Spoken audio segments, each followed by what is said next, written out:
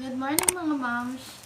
It's Momshi again. Today gusto ko na ipakita sa inyo. Let's go to the direct to the point. Direct na to the point na. Dumating na yung order ko from Lazada. Ito ay lapel mic. Ayan. Natanggal ko na siya. Tinignan ko na kasi ito nung dumating. Chinek ko kung may something or may sira ba. By the way mga moms, ito nakalagay siya sa ganito. Ganito lang yung lagayan niya. Pero safe naman siya, maayos naman siyang dumating kasi look, sa loob niya may bubble wrap naman, kaya medyo safe. Alam niya naman ang bubble wrap, ang gamit ito ay para maingatan talaga. Ayan, let's go direct to the point na ulit. Binili ko to mga moms, 111 yata. I-ano ko na lang din sa inyo yung link sa description below. Nang sa ganun ay, kung gusto niyo umorder from Lazada, mag-ano na lang kayo sa link na yan. Ayan mga moms, yung haba nito ay, ang tawag nga pala dito is lapel mic. Mahaba siya mga moms, parang isang dip ako din.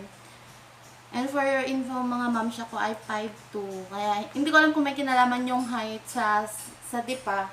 Ayan, mahaba siya, medyo sobra pa siya.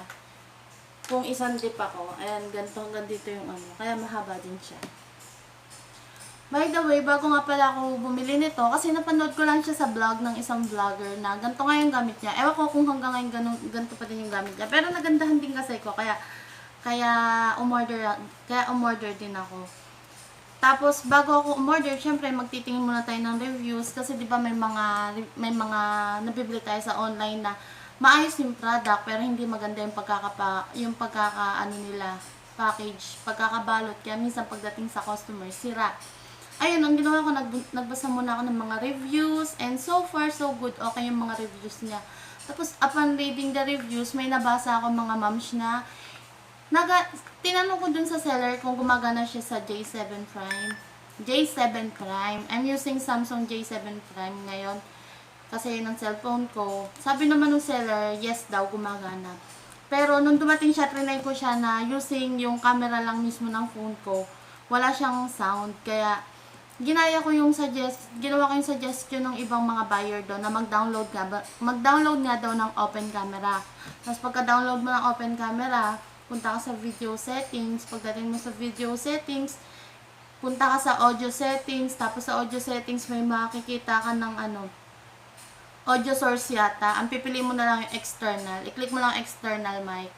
Tapos yon, okay na yon, and then ready ka nang eto nga pala ngayon mga moms, wala pa akong gamit na lapel mic. And eto ay kakabit na natin siya. And let's see kung by the way mga moms, huwag kayo ma-confuse kasi nung una, kasi wala siyang instruction. Nung una kasi, ang syunga-syunga ko, akala ko hindi siya gumagana. Kasi nga, di ba eto, isasaksak natin siya sa saksakan ng earphone. Ginagamit ko siya, no, sinaksak ko na, tapos nag-video ako. And then, nung pagka-video ko, syempre, pagka-video mo, papanoodin mo yung video mo, walang tumutunog. And, ang syungaro ko, kaya nga pala walang tumutunog, kasi, di ba kapag may nakasaksak sa natin, sa headset na ganito, consider as may headset siya, kaya walang tumutunog. And then, na-realize ko na kailangan pala tanggalin to para marinig mo yung kasi hindi naman to headset, di mo naman to maririnig dito. Ayan, napagtanto ko na, kaya pala hindi tumutunog yung kala ko sira. Napagtanto ko na, kaya hindi pala siya tumutunog kasi nga, may nakasaksak pa akong ganito. Kaya wag kayong ma-confuse mga moms. Baka, wag niyo akong tularan na. Ang tagal ko bago na pagtanto na may ganito pala kaya hindi tumutunog. Ayan pa, ikot-ikot na tayo. Huwag na tayo magpaligoy-ligoy. Sasalpak na natin siya. Ayan, mga moms, eto na. Hindi ko alam kung automatic pagkasalpak mo nung lapel na to, automatic ang audio source niya na is yung external. Kasi pagpunta ko ngayon lang, nakagano na. Hindi ko lang sure kung pero yun nga, kung halimbawa, hindi siya gumana sa check nyo lang yung sa video settings, tapos yung sa audio, and then sa audio source. Ayun. Ayan mga moms, as of now, I'm using it na. Nakikita nyo ba yung difference ng may gamit na lapel mic sa wala? Ayan, hindi ko alam kung hanggang ngayon meron pa rin siya yung parang grounded sound.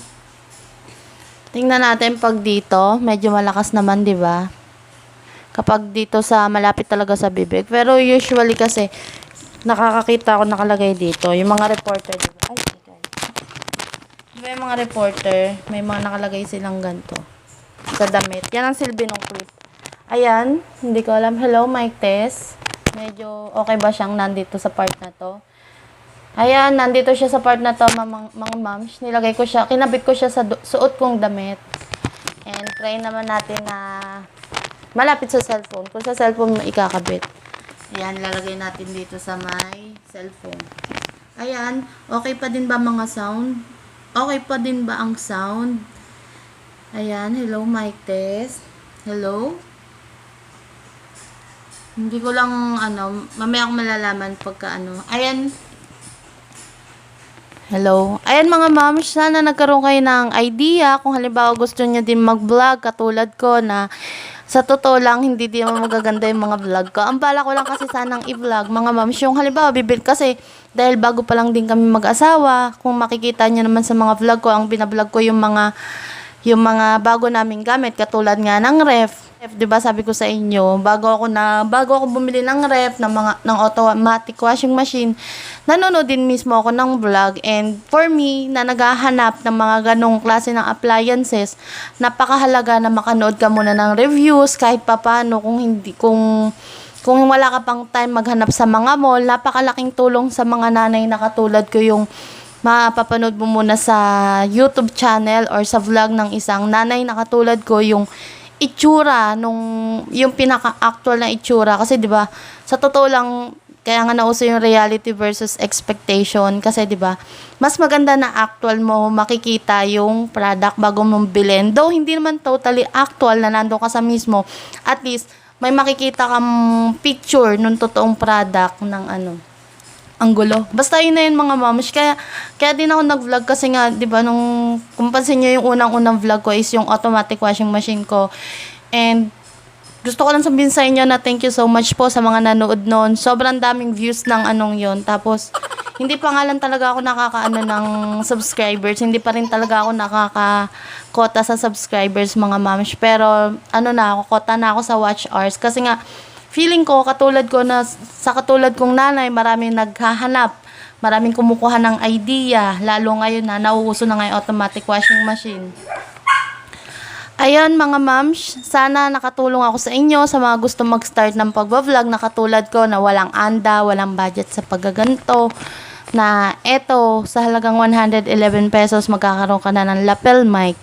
And pa nga din pala, may shipping fee siya na 50 pesos ang shipping fee dito sa amin sa Laguna eh. Kaya ayun, bali nasa 160 plus. And mura na din kumpara dun sa ginagamit ng iba na talagang syala-syala. Para nasa 700 plus yun. At least kung di kapag na-monetize ka na, tsaka ka bumili ng mamahaling mic. Yun lang sa ngayon mga moms. Thank you for watching. Please don't forget to subscribe and like this video. And sana makakota na ako sa subscriber. Thank you!